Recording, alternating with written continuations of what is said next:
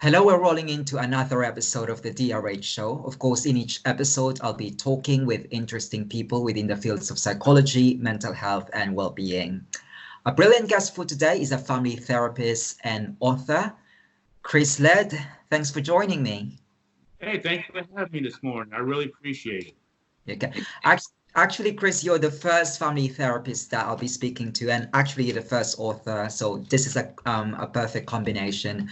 I've always wanted to talk to an author because I'm a bookworm myself, so it will be a fast time, I'm sure. But just to start off with, could you just give me a quick trajectory of your life? Just tell us who you are, where you came from.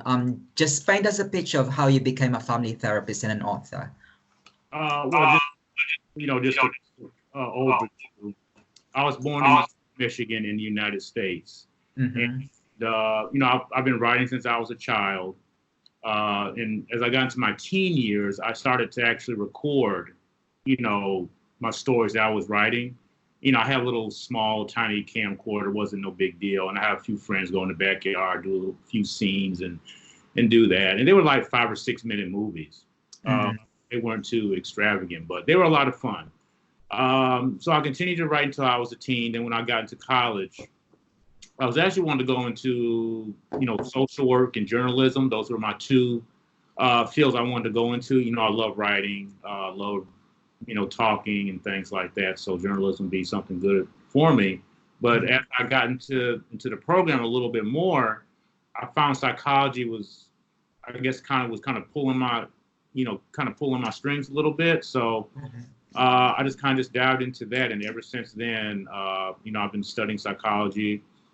Graduated from Wayne State University out here in Detroit, Michigan, and I just have a passion for helping people. So I don't know what it is. I can't really tell you what draws me to helping people or talking to people or trying to help them sort out their issues. It's just something that I kind of have a knack for, I guess, but there's no reason that I could ever tell anybody. I just have like a natural tendency just to try to help people.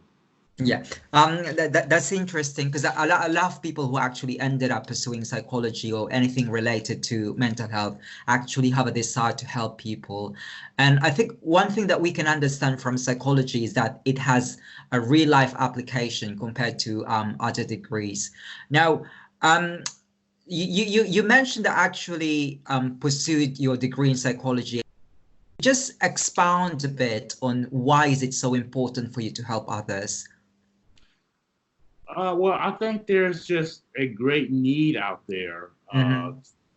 to help people because I think with mental health, people don't see, they might see somebody going through something and they might say, Mm-hmm. oh, he's crazy or he's dumb or something. They can Mm-hmm. have serious mental health issues that no one's aware of or it's kind of hard to diagnose or kind of see.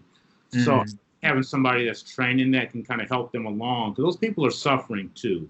They're just having a very difficult time expressing themselves or talk about their problems, and that might be due to a mental illness that nobody can really help them, but they'll just kind of be pushed off to the side and stigmatized, like, oh, let's stay away from him, and oh, something's going on with him or her, let them kind of just figure it out, but they're Mm-hmm. not getting the proper help that they need, and they'll just sit there and they'll just suffer for who knows how long or until it's too late, until they're institutionalized or, God forbid, they, commit suicide or something. So you want to kind of reach out to them, Mm-hmm. be empathetic and, listen to them. And I think listening is the most important component of Absolutely.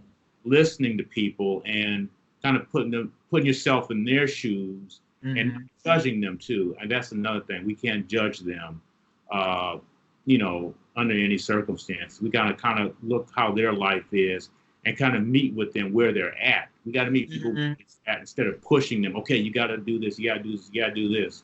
But Yeah. kind of meet them where they're at.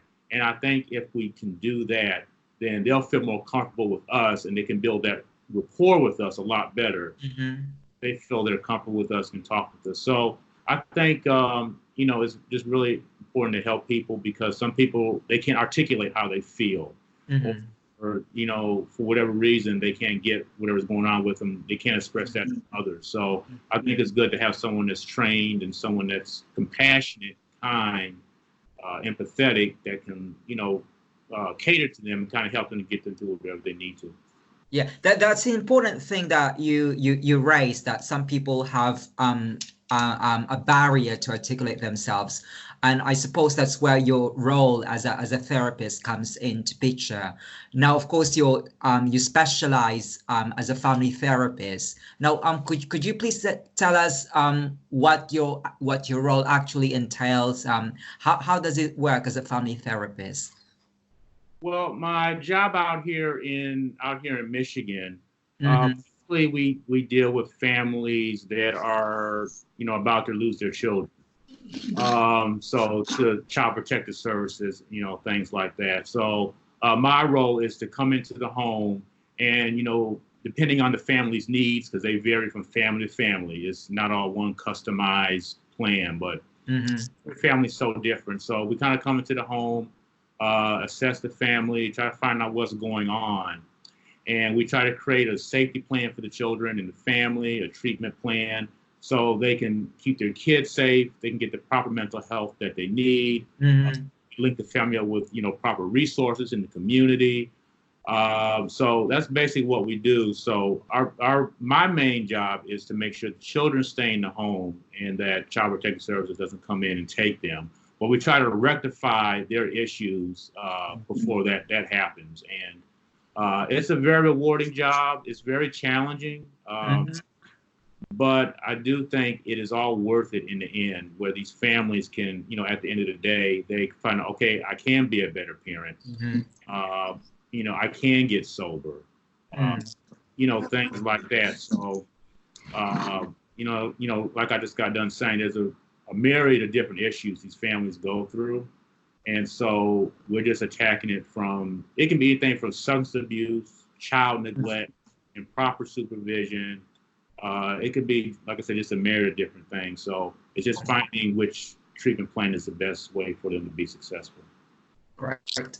Now, of course, aside from your role as a therapist, like what I've mentioned earlier, you're also an author. Do you write something related about family therapy, or a fiction author?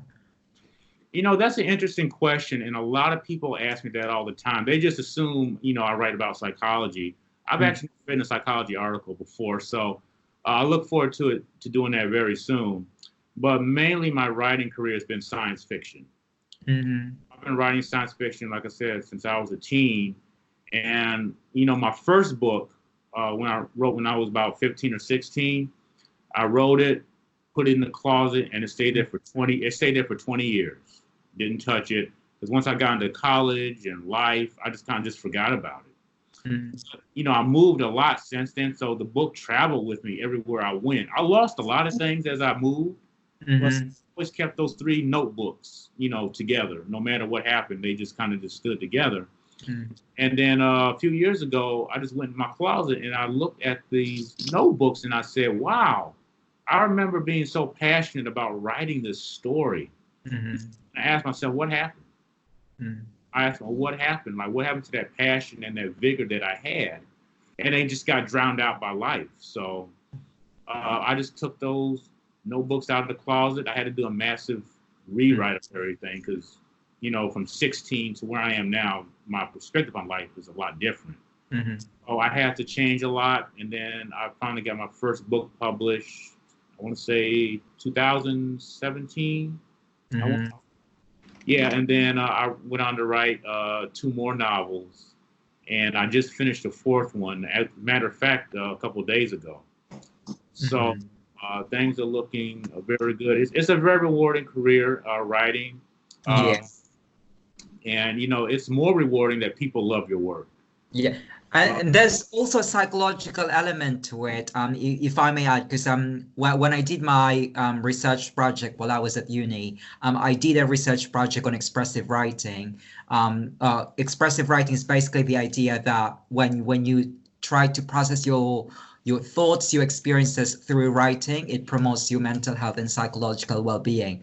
And I think in your case as a family therapist, that's also the case. I was just wondering if you actually like encourage your clients to also express themselves in writing, like what you're doing. Oh, absolutely. Mm-hmm. That's one of the main components of, mental health, going on a healthier lifestyle is, journaling, Mm-hmm.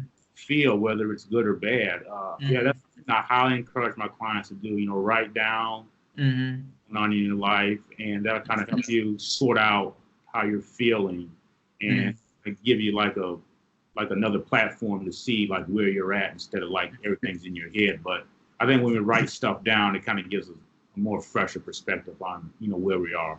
Mm-hmm. Now, when you work as a family therapist, presumably you're also dealing with teenagers a lot. Yeah, I deal with a lot of teenagers as well.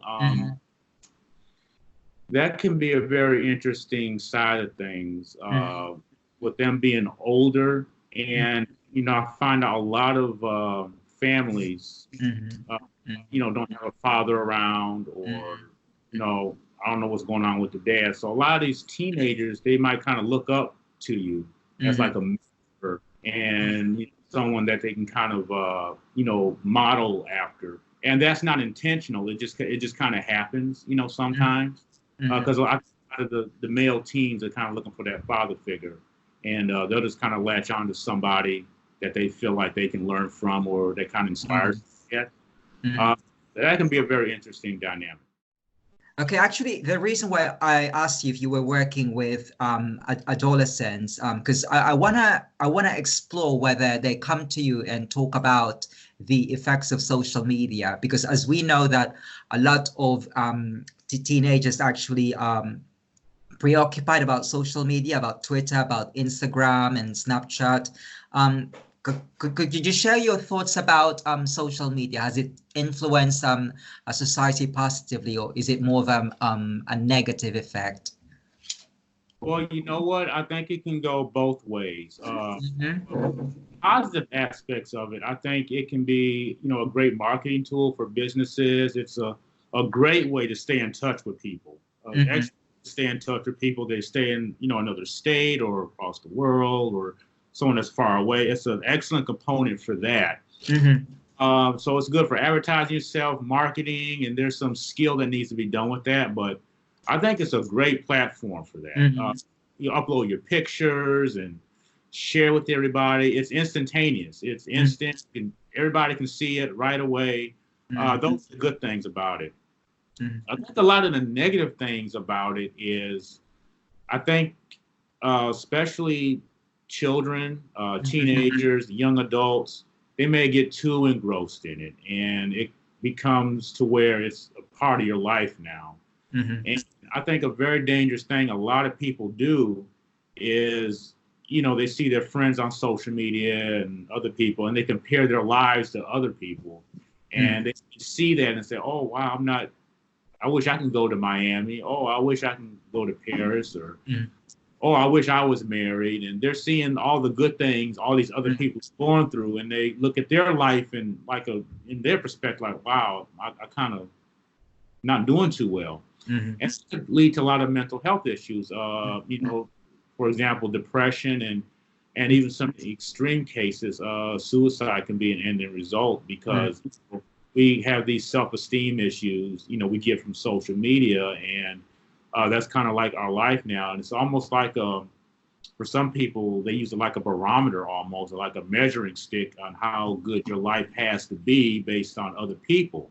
So a lot of people can get engrossed into that, and it could be a very bad thing for a lot of teenagers and young adults. And another thing about that is, when people post good things on social media, they don't post all the bad stuff. You don't get to see the other side of the coin. And all the good things you probably see on social media anyway, they're probably not as good as it seems to be. So people probably are just kind of taking things out of proportion anyway, and causing their own stress and anxiety. Yeah. Good thing you mentioned about that, because actually there's a lot of things going on in about social media and its effect. Just this morning, I was watching the news, and there was actually a report here in the UK that they would like to have social media companies to be more accountable, like when they design their algorithm, they should take into account like how it could impact children. But of course, when we talk about social media and its effect, it's not all about bad. We could actually use it for networking, and of course, I'm communicating with our friends and family. But do you think we rely too much on social media? Yeah, I do. I Mm-hmm. do.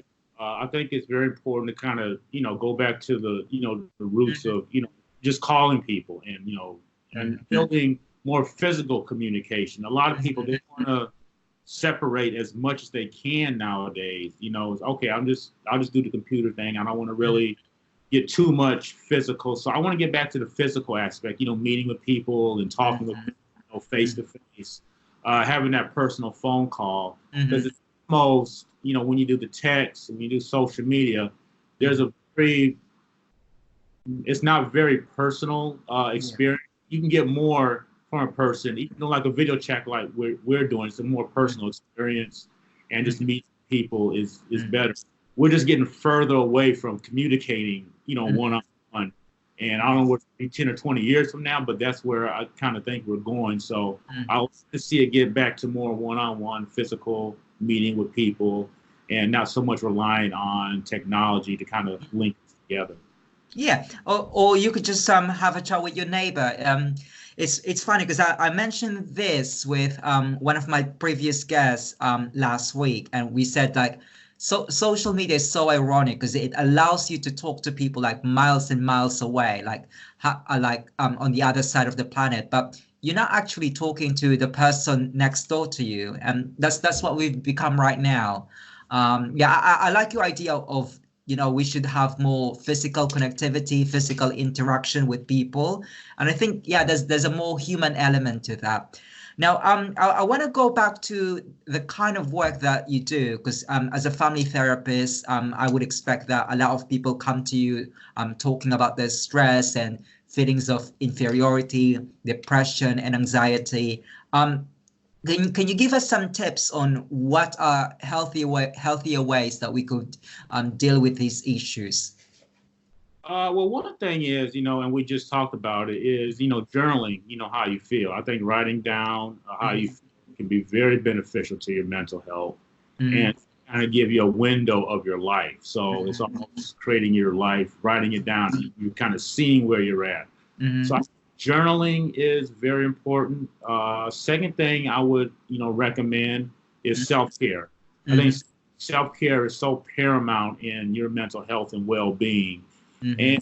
and that could be anywhere from, going to a movie or just kind of taking care of yourself for a day and kind of removing all the stress and Mhm. crazy stuff that happens in your life. Mhm. Self-care is very, very important, especially for us in the field that we work in. We definitely have to Mhm. take care of very important issue. Mhm. Thirdly, and this is my favorite, Dennis, is have something to look forward to. Have something to look forward to in your life. I love that. Whether it's meeting a friend for dinner or, like I said, going to a movie, going on a trip, or writing a book, Mhm. something. Have something to look forward to, because it can be a very daunting and depressing thought. Just Mhm. look at the next short term of your life and saying, "Wow, I have nothing going on. I have nothing to look for." Like there's nothing going on. There's nothing that you're building for yourself. There's nothing that you can foresee yourself doing, and that doesn't have to be a big, huge thing. Like I just said, it can be something small. So have something to look forward to. Like I said, a trip or meeting an old friend or getting together with a bunch of people for dinner, having some Mhm. people for stuff like that. So Mhm. having something to look forward to for yourself, I think is be very, very healthy for somebody. It gives someone a healthy perspective, and Mhm. it can help you to feel like your life is going somewhere and you have something to Mhm. be off of. Mhm. And I think finally is And I think there's a stigma out there that it's bad to go see a therapist, or it's something's wrong, or seeing a counselor or something. That's kind of looked down upon. But I think that's a very healthy thing. And, just like going to a doctor, get your yearly checkup for your body, your mind needs that checkup too. Yeah. So, seeing a counselor is nothing wrong with that. And, I find in my experience, a lot of men like to, not talk about their problems. So for the most part, it's very difficult to kind of get them to talk. But I find it very beneficial for, everybody, men and women, to, go see a therapist maybe once a year just to get that mental checkup too, as well as that physical checkup, when we go see a doctor. And on that subject, how can actually people reach you? People can reach me on my website. It's www.chrislaird.net. I'll put that on the description. Yeah. Okay. And, on that website is basically my writing career. So all my books are on there.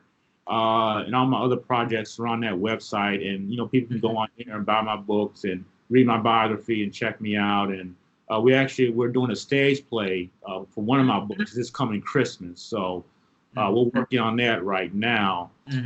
Look at they can reach me on Facebook as well at Chris Laird Sci-Fi. Okay, I'll put that on the video description as well. Now, we're already towards the end of our episode, but do you have any parting words for our listeners, for our audience? Yeah, I do. Like I just got done saying, I think it's very important that you take care of your mental health. Please don't overlook that. So as much as you care about going to the doctor and getting your physical things checked out, getting your mental health checked out is very important too. And I would just take an inventory of your life, whether you're doing good or doing bad. Just kind of take an inventory of what's going on and those things that we're kind of procrastinating or not, giving attention to, or kind of scared. I think some people are scared to look under that rock and see what's there. So I think we gotta lift that rock up and it may be nasty, but we take care of the things that are not good. We take care of those right away. I think it'd be much better for us in the future. We tend to the things that need to take care of. So just doing an inventory of your life, seeing where you are, and just kind of make a plan to get there. No, great piece of advice. Anyway, it's been lovely chatting with you, Chris. Unfortunately, our time is up. Thanks for joining me. And it's been lovely talking to you. Like what I've said, you're the first family therapist and author that I've spoken to. And all the best. Thank you. Hey, thank you for having me. I had a great time.